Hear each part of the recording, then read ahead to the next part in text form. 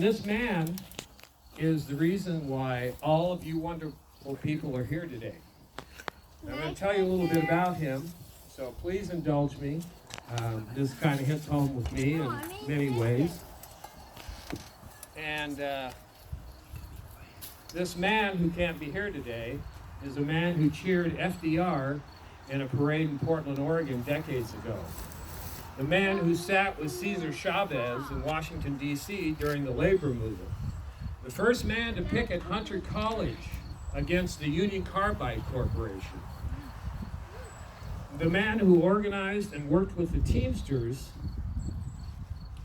as a member of the United Steelworkers to get black Americans the right to work on the docks during the prolonged strike against carbide in 1945.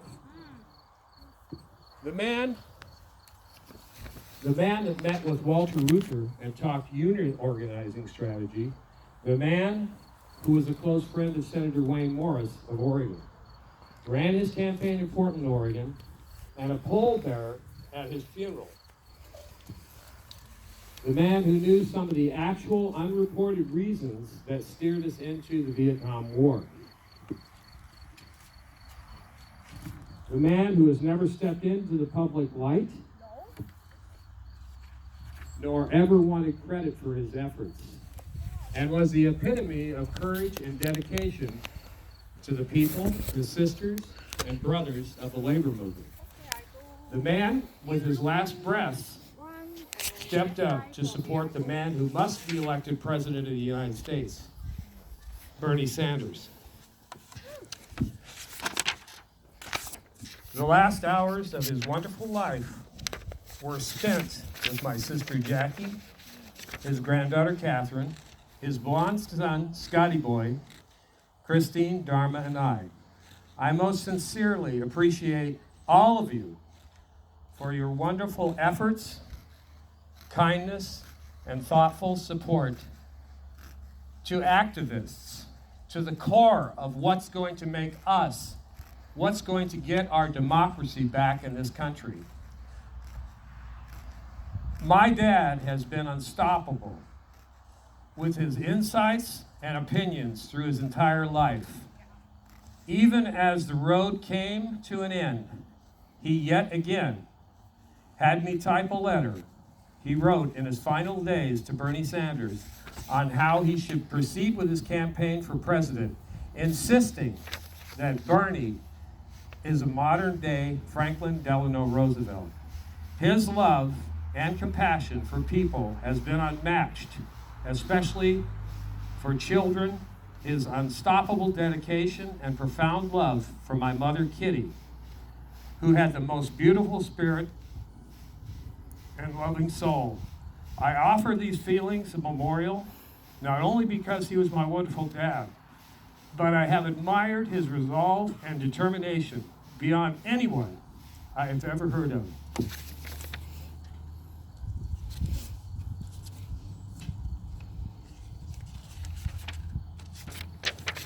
I don't think there's a son out there that can be any more proud to have had a dad who has cared so selflessly for the best interests of everyone as my dad has.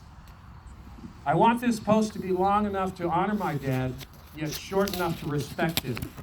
With that being said, I think this poem I dedicate to him this day speaks to what he has exemplified all of his life. Desperata, go placidly among the noise and haste, and remember what peace there may be in silence, as far as possible without surrender, be on good terms with all persons. Speak your truth quietly and clearly, and listen to others. Even the dull and ignorant, they too have their story. Avoid loud and aggressive persons. They are vexations to the spirit. If you compare yourself with others, you may become vain and bitter. For always there will be greater and lesser persons than yourself. Enjoy your achievements as well as your plans. Keep interested in your career, however humble. It is a real possession in the changing fortunes of time. Exercise caution in your business affairs. for all the world is full of trickery. But let this not blind you to what virtue there is. Many persons strive for high ideals, and everywhere life is full of heroism.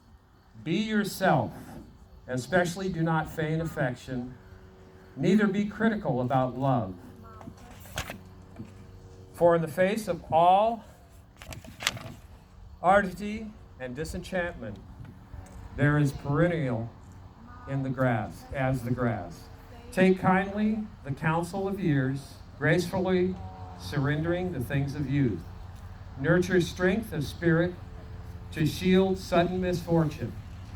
But do not distress yourself with imaginings. Many fears are born of fatigue and loneliness. Beyond a wholesome discipline, be gentle with yourself. You are a child of the universe. No less than the trees and the stars, you have the right to be here. And whether or not it is clear to you, no doubt the universe is unfolding as it should. Therefore, be at peace with God whenever you conceive him to be, and whatever your labors and aspirations. In the noisy confusion of life, keep peace within your soul. With all its sham, drudgery, and broken dreams, it's still a beautiful world. Be careful, strive to be happy. Can I have the first page again? Thank you.